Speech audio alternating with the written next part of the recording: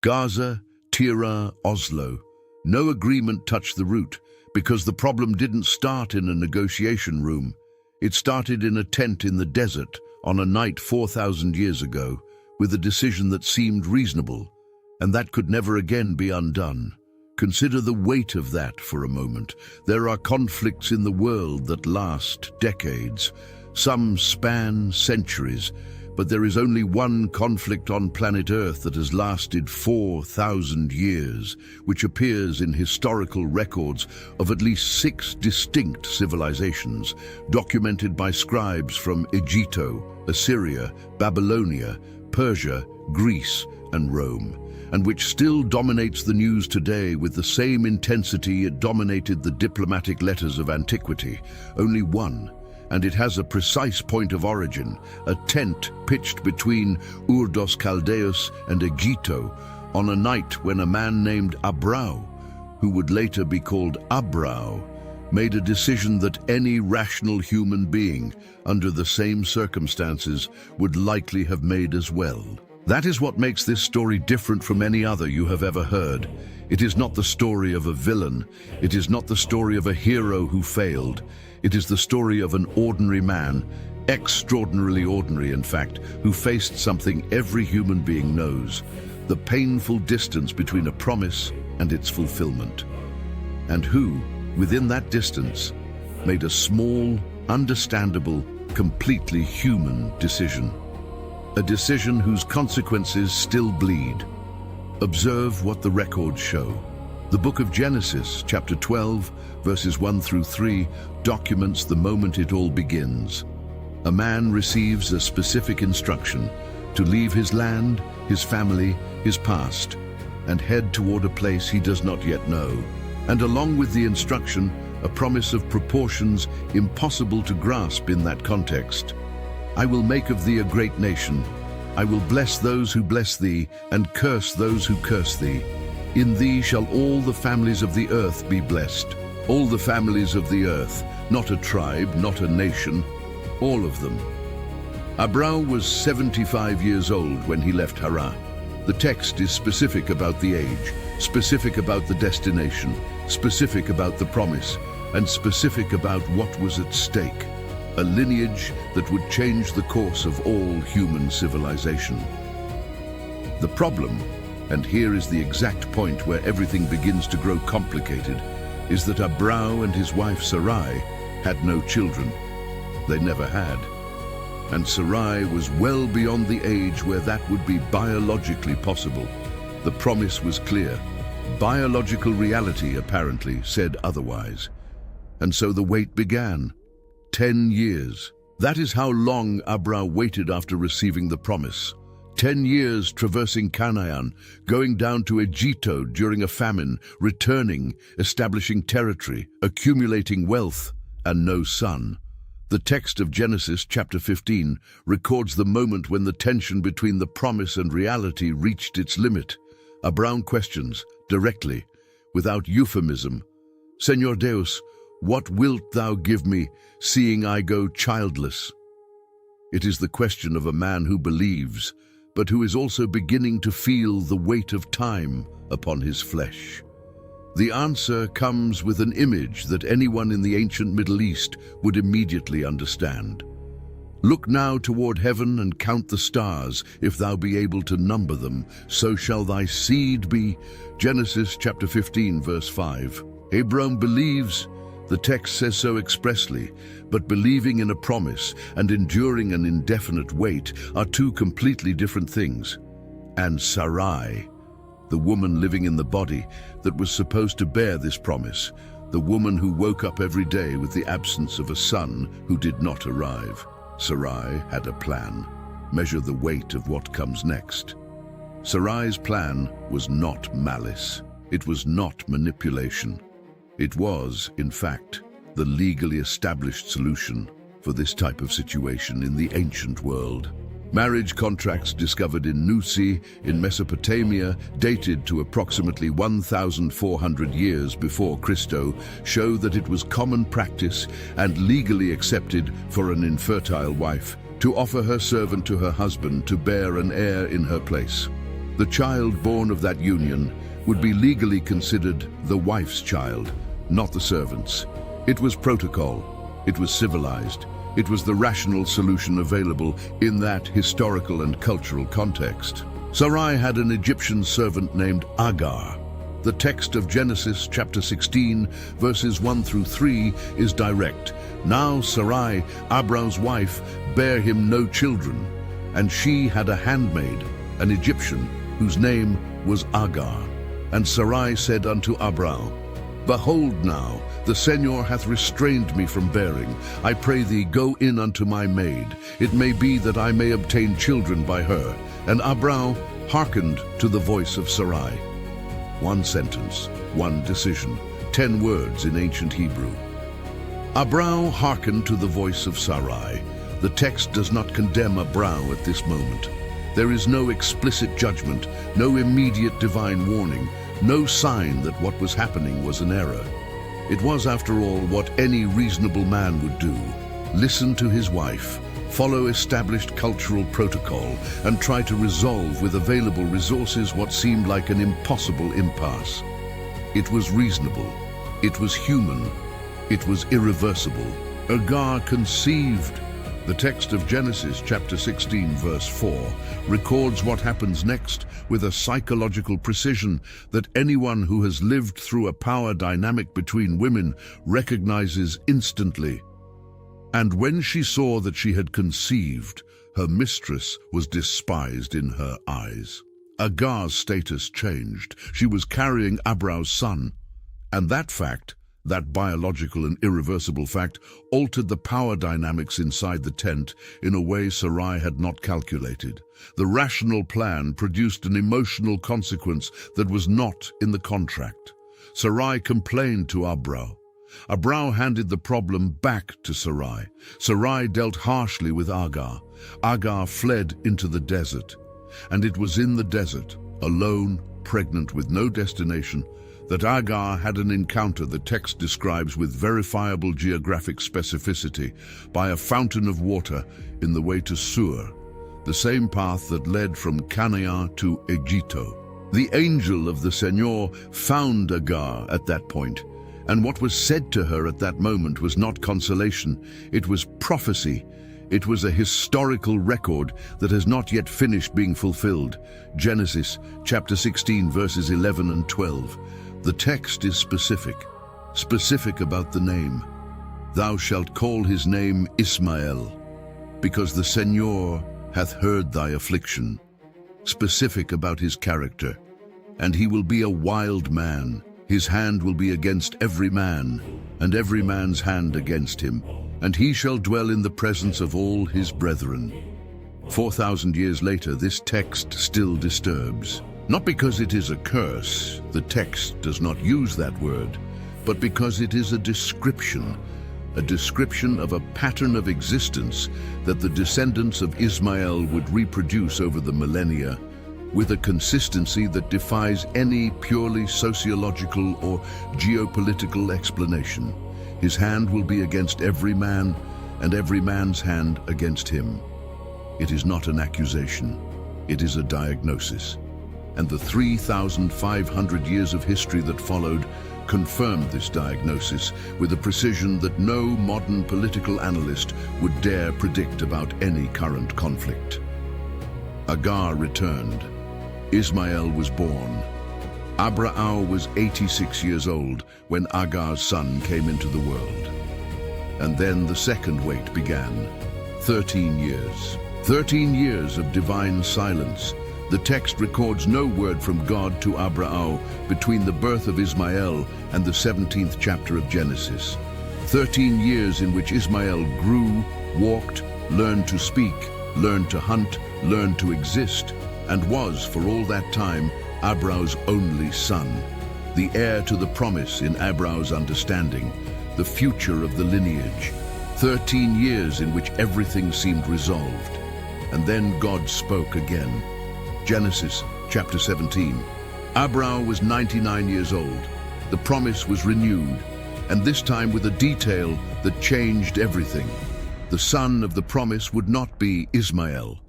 It would be a son by Sarai. Her name would be changed to Sarah. She herself, at 90 years of age, would be the mother of the promised son. The text records Abraham's reaction with disconcerting honesty. Then Abraham fell upon his face and laughed. Genesis chapter 17, verse 17. And here is the moment where the emotional cost of everything that had happened emerges with full force. Abraham said, "Oh, that Ishmael might live before thee. Oh, that Ishmael might live before thee." It is the phrase of a father, of a man who spent 13 years looking at a son, a real son of flesh and blood, who ran and laughed and slept inside his tent, and who was now hearing that this son was not the heir to the promise. The text does not say Abraham was sad, but the phrase says everything. Abraham loved Ishmael, and he knew in that moment what the arrival of a second son would mean for the first. God's response in Genesis chapter 17, verses 19 through 21, is both clear and heavy. Ishmael would be blessed. He would be fruitful. 12 princes would beget of his lineage. A great nation would be born of him. But the covenant, the specific pact of the promise, would be established with Isaac, the son who did not yet exist. Sarah's son, 2 blessings, 2 destinies, a fracture that no human decree has ever managed to seal. Isaac was born when Abraham was 100 years old. Sarah was 90. The text of Genesis chapter 21 verse 6 records Sarah's words as she held her son in her arms for the first time, "God hath made me to laugh, so that all that hear will laugh with me." It was joy.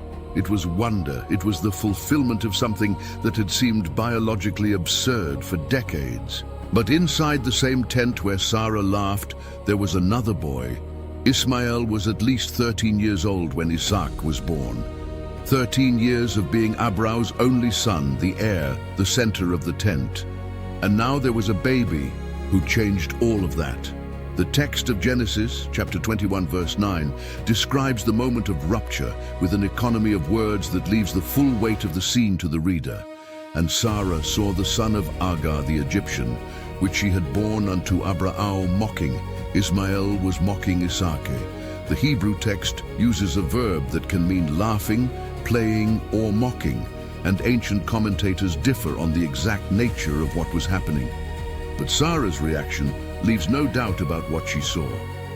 A threat. "Cast out this bondwoman and her son, for the son of this bondwoman shall not be heir with my son, even with Isaac." Sarah's sentence fell upon Abraham like a stone. The text of Genesis chapter 21 verse 11 is explicit. "And the thing was very grievous in Abraham's sight because of his son." His son, not the son of Agar. His son. Ishmael was his son, and Abraham knew what casting him out meant, sending a 13-year-old boy and his mother into the desert with no guarantee of survival. The divine instruction that followed did not soften the weight of the decision. It only confirmed that it had to be made. "In all that Sarah hath said unto thee, hearken unto her voice." Genesis chapter 21, verse 12. The next morning, Abraham rose early. He took bread and a water skin. He placed them on Agar's shoulders, and he sent her and the boy away. One morning, one piece of bread, one water skin, 13 years of life together, and a boy who looked back as he walked into the desert, not knowing if he would ever return. The water in the skin ran out. The text of Genesis, chapter 21, verses 15 through 16, describes the moment with a silent cruelty that needs no adornment. "And the water was spent in the bottle, and she cast the child under one of the shrubs. And she went and sat her down over against him a good way off, as it were a bowshot. For she said, Let me not see the death of the child. And she sat over against him, and lift up her voice, and wept." Agar could not watch her son die. That image, a mother who loves too much to watch, but who can do nothing more than weep at a distance, is perhaps the most human image in this entire record. There is no villain in this scene. There is a woman who was used as a solution to a problem that was not hers, who was cast out when she ceased to be convenient, and who was now sitting in the desert watching the consequences of a decision someone else made in a night of impatience 13 years ago. The angle of the text shifts next, not to Agar, to the boy.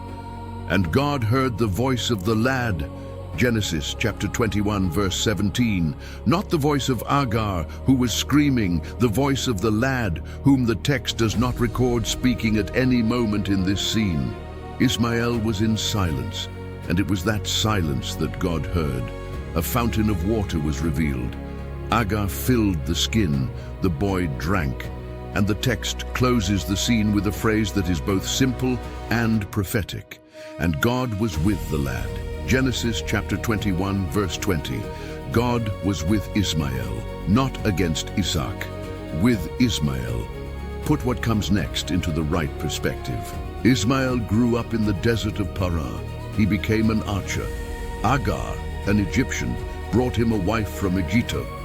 The text of Genesis chapter 25, verses 12 through 18, lists the 12 sons of Ismael with their names and territories, exactly as the promise had announced.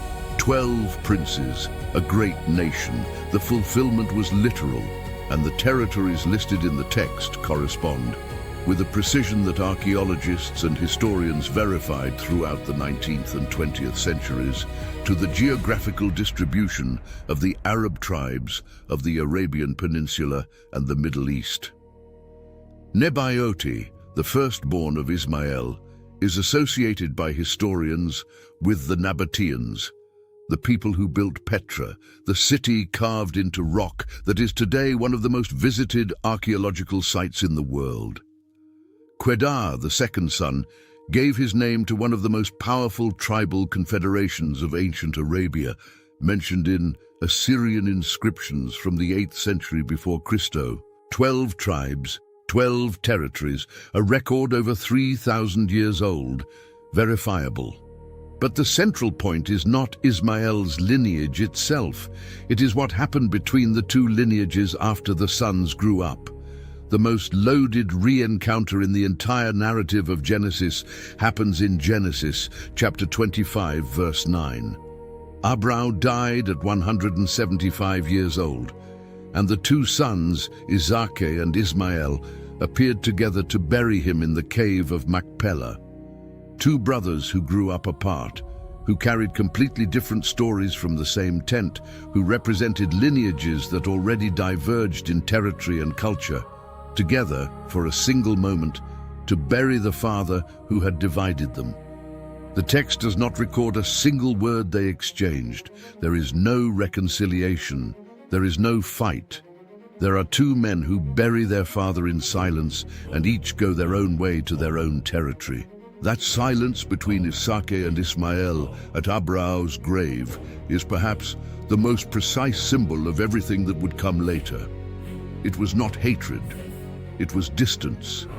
A distance that had been created not by anyone's malice, but by the decision of one night, by the impatience of a woman who could no longer bear to wait, and by the weakness of a man who hearkened to the voice of his wife when he should have waited a little longer. The most forgotten re-encounter of the narrative happens before that, however. In Genesis chapter 25, verses 8 and 9, when Abraham finally dies, the two sons, Isaac and Ismael, appear together to bury him. The text does not dramatize this moment. There is no recorded dialogue. There is no hug, no shared weeping, no word exchanged between the two brothers that the reader can hear. Just two names in the same sentence, in the same place, on the same morning. But think about what that moment means in practice. Ismael had grown up in the desert. He had become an archer, as the text describes.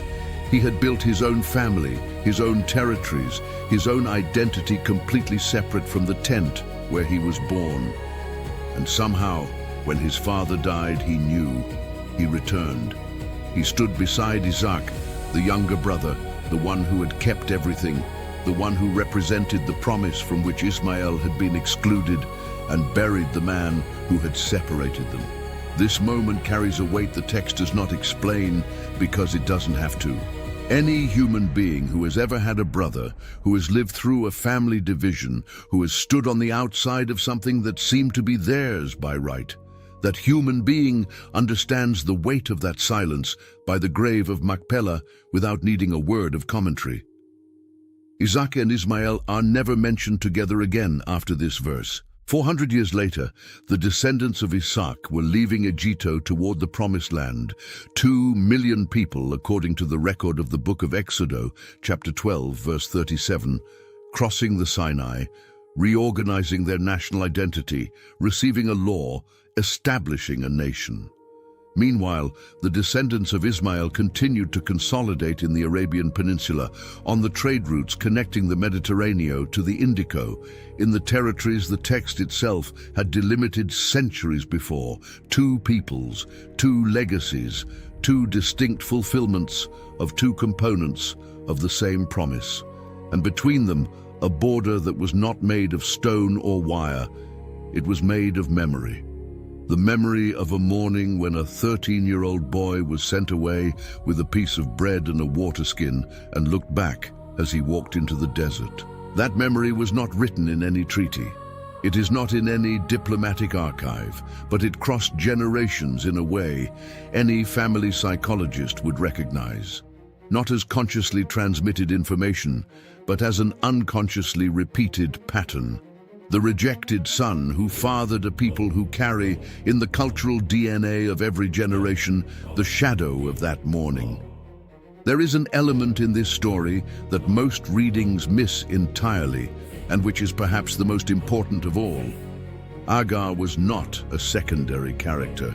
She was Egyptian, which means she came from one of the most sophisticated civilizations of the ancient world, with over 2,000 years of history, monumental architecture, writing, medicine, mathematics, and a state administration that no other people in the region could equal.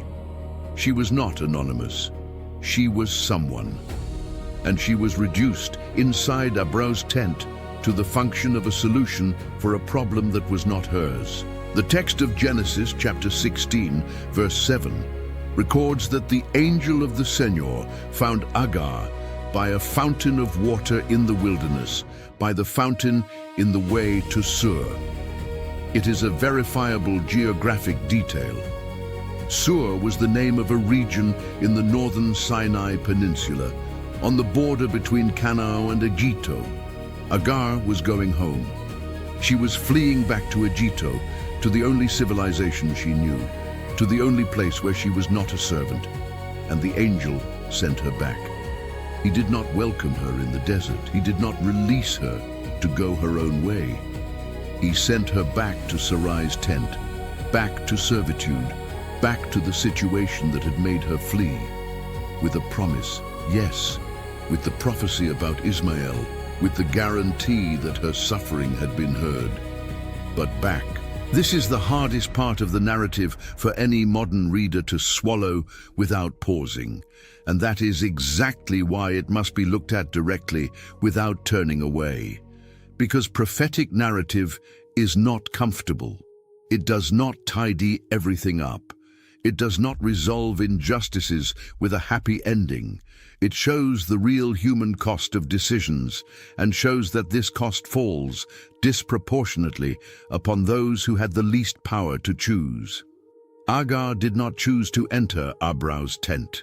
She did not choose to be the solution to Sarai's problem. She did not choose to be cast out. She did not choose to raise a son in the desert. Every step of her story was determined by the decisions of other people.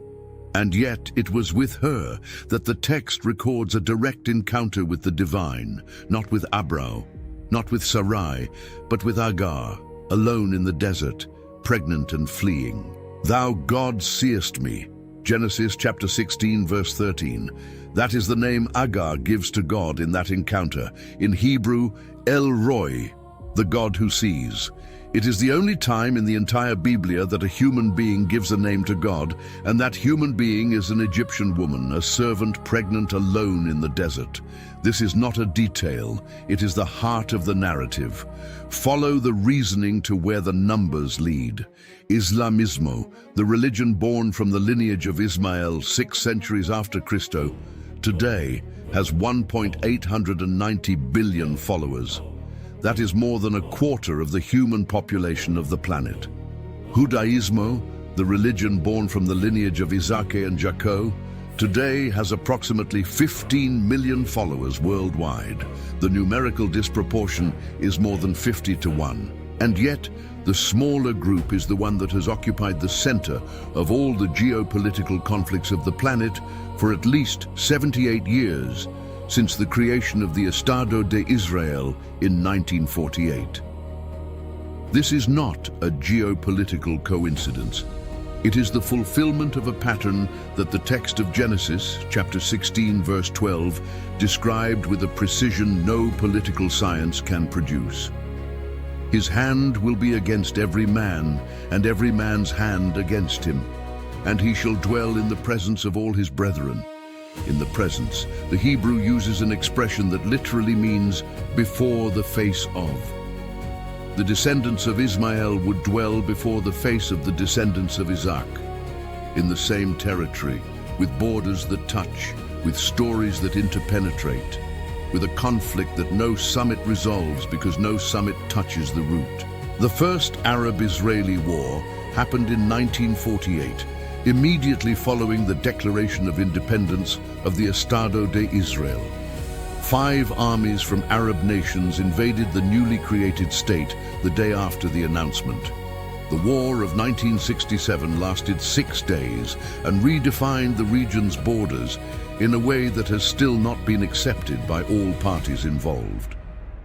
The War of 1973 began on Yom Kippur, the Jewish Day of Atonement, and nearly ended with the destruction of the Estado de Israel. The Camp David Accords of 1978 produced a treaty between Egito and the Estado de Israel that lasted decades, but did not touch the Palestinian issue. The Oslo Accords of 1993 were signed with a historic handshake and the cameras of the entire world, and collapsed less than 10 years later without having resolved any of the fundamental points. More than 100 resolutions from the Conselho de Segurança da ONU, dozens of bilateral agreements, mediations by Americans, Europeans, Russians, Arabs, generations of diplomats who dedicated decades to the problem, and the conflict continues, with the same intensity, with the same irresolvability, as if there were a route that all negotiations reach to a certain depth and then stop, because below that point there is something that no diplomatic protocol was designed to touch. Drones fly over the same desert where Agar walked with her son in her arms, with water running out and not knowing where to go. Missile systems monitor the same routes that camel caravans traversed for millennia. Reconnaissance satellites map with 30-centimeter resolution the same territories that the text of Genesis delimited with tribal names 3,500 years ago. Technology has advanced. The conflict has not. What the book of Genesis described was not a closed story. It was the beginning of a pattern, and patterns, when they are not understood at the root, repeat themselves with disturbing precision. Each generation of diplomats believes that this time it will be different. Each generation finds the same impasse at the same geographic coordinates between the same descendants with the same fundamental claims that no treaty can resolve. 4,000 years, the same tent, the same son who was sent away on a morning of impatience, and the same weight of a decision that seemed reasonable and that no modern agreement has yet managed to undo.